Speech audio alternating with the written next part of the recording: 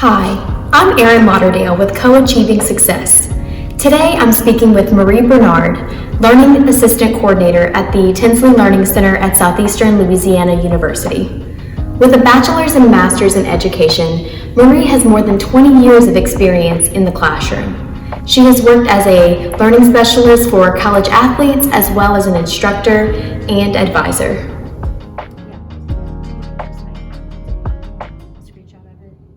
Marie, thank you for speaking with me.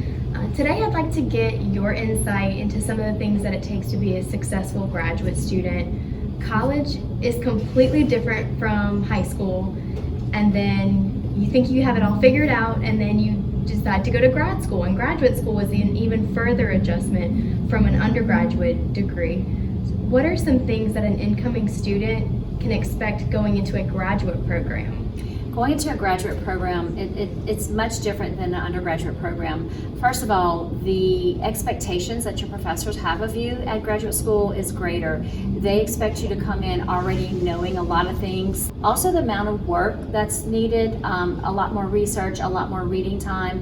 What are some ways that students can manage their time and prioritize everything that's on their plate? Yeah, balance is key. I pulled up Stephen Covey. I had the very fortunate, I was able to attend the Stephen Covey workshop.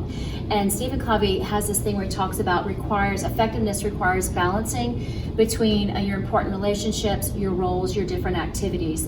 He has your day basically divided into 4 quadrants. Quadrant 1, 2, 3, and 4. You should be spending most of your time living in quadrant 2.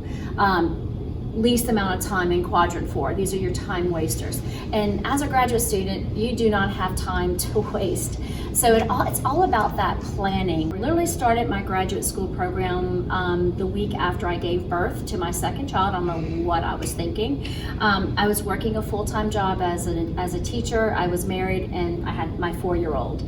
And so trying to balance all that was really quite cumbersome, and it took a little trial and error to figure out how to balance being a good mom, to be a good teacher, good wife, and to be a good student. I know recently here at the Tinsley Learning Center, there was a workshop on procrastination. I'm sure just about every graduate student struggles with this from time to time. Can you talk about procrastination and how students can overcome it? Yeah, procrastination is nothing more than managing negative feelings, managing those emotions that we have. So a lot of times when we procrastinate, we may procrastinate because the task is overwhelming. We may procrastinate because there's this perfectionism about us. It's got to be perfect. We may procrastinate because, heck, I hate it. I just don't want to do it. I may not like my professor. I may not like the subject. I may not like the task. The way to manage procrastination is to quiet your mind. Don't beat yourself up. Quiet your mind. When those negative thoughts creep in, and we all have internal dialogue with negative thoughts creeping in, quiet your mind, forgive yourself, and just address it. Okay, that's me procrastinating. I'm not going to let that overcome me. I label it, I put it to the side, and then I go about my plan of action. What advice can you give graduate students who are feeling overwhelmed? You have to take care of yourself. When we get into the situation where we're overextended, the first priority is to take care of you. You cannot handle everything that you've extended yourself into unless you're taking care of yourself. It's kind of that cup. If that cup is empty, you certainly can't share it with anyone else.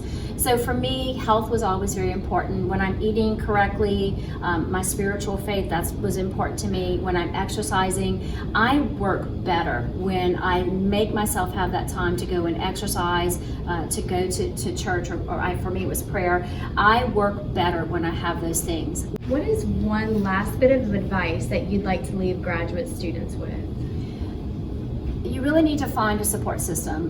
You cannot do this alone. There's no harm in asking for help, especially if you have children. I was very fortunate. My husband was very hands-on. He helped me with my kids. I didn't have the family unit to help. My mom lived out of town, and my husband's family really weren't involved in helping me in terms of the children. But I found a support system in my friends, my neighbors and my friends. We kind of helped each other with our kids. So finding someone to help you, it's okay to put the flag up, I need help. Well, thank you, Marie. I think the tips that you provided today are so useful, real world experience that you've given. I hope graduate students and prospective graduate students looking to join a program will take some of the advice that you talked about today.